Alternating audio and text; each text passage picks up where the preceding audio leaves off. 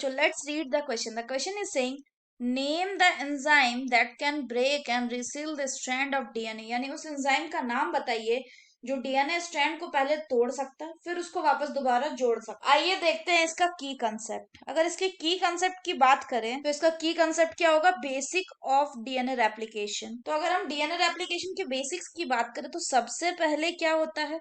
सबसे पहले DNA strand को जो है, स्ट्रैंड को है, उसको अनवाइंडिंग करना होता है. उसको अनवाइंड कौन करता है? हेलिकेज. हेलिकेज क्या करता है? डीएनए स्ट्रैंड को अनवाइंड.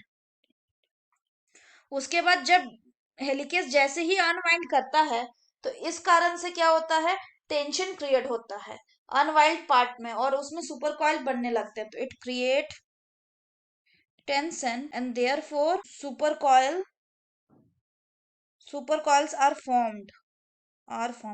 इस सुपर कॉइल जो बन जाता है इसको कौन रिलैक्स करता है? इस टेंशन को रिलैक्स करने के लिए फिर इसके बाद कौन आता है?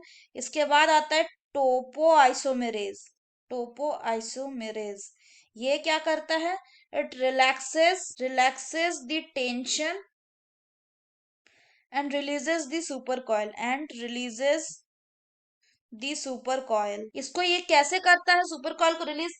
दे cause nicking of and resealing the DNA strand. कैसे करते हैं? They cause nicking of and resealing the DNA strand. यानी इसके लिए पहले ये डीएनए स्ट्रैंड को काटते हैं फिर दोबारा उसको सिल देते हैं. टोपो आइसोमेरेज.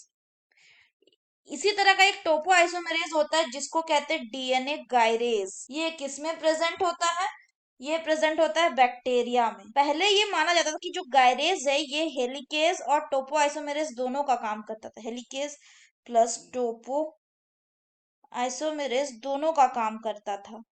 ये कैसा कंसेप्ट है? ये ओल्डर कंसेप्ट है. पहले माना जाता था पर अब अगर देखा जाए अब ये कहा जाता है कि जो डीएनए गायरेज है वो टोपो आइसोमेरेज का काम करता है. सो वो एंजाइम कौन सा होगा जो डीएनए के स्ट्रैंड को ब्रेक करेगा फिर रीसेल करेगा? It will be topoisomerase. So that's all for the question बच्चों. होप आप सभी को समझ में आया होगा. Best of luck.